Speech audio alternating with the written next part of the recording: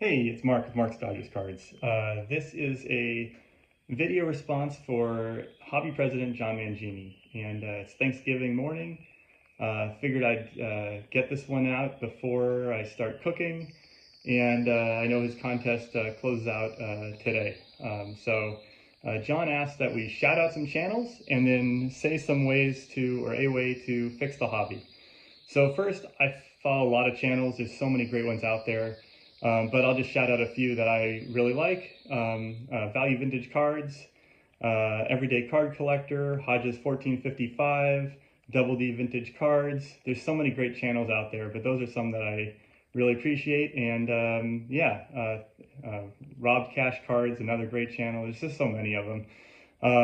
So obviously can't list them all, but there's a few, and I'll put those in the description below, so follow them if you haven't already. And yeah, I look forward to checking out some of these other videos. I haven't really looked at all the responses that John's gotten so far, but I look forward to trying to check out a bunch of them over the next few days. So in my little corner of the hobby, which is vintage Dodger cards, things are going great. I'm finding what I like. There's a lot of places to buy cards, having a lot of fun, meeting people in the hobby, etc. But one thing that I would like to see change, and maybe this has already changed and I don't know about it, but when my kids were, younger and getting into kind of collecting age, one thing that I noticed was that a lot of, you can't really find like modern packs that are inexpensive, like the ones when we were growing up. When I started collecting, one of the things that I really liked doing was getting a big stack of packs. They all had like 15 cards in them. They had a stick of gum. You could get a whole bunch of them. They weren't that expensive. I think they were like 35 cents or something like that.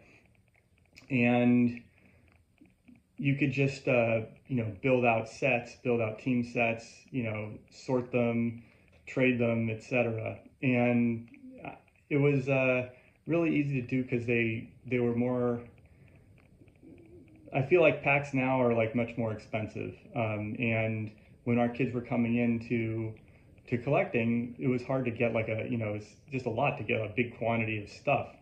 And I'd like to see, I know there's a place for all that stuff. There's people who love the autographs and the inserts and the parallels, and that's all great. But I'd like to see one base Topps product that is inexpensive.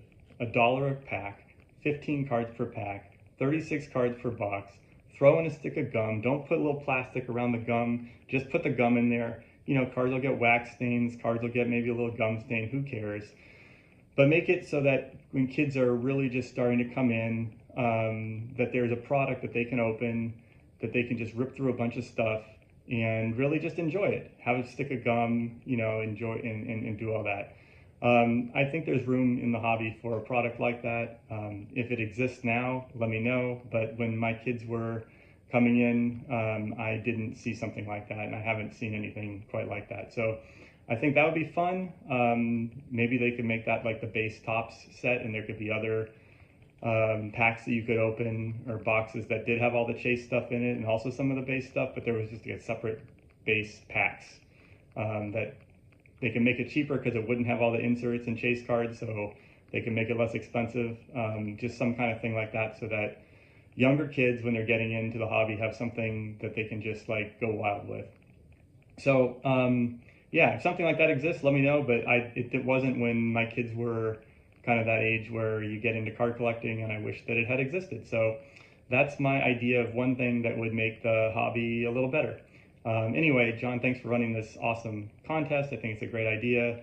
And happy Thanksgiving, everybody. Hope everyone has a wonderful, restful, and joyful holiday. And thanks for watching.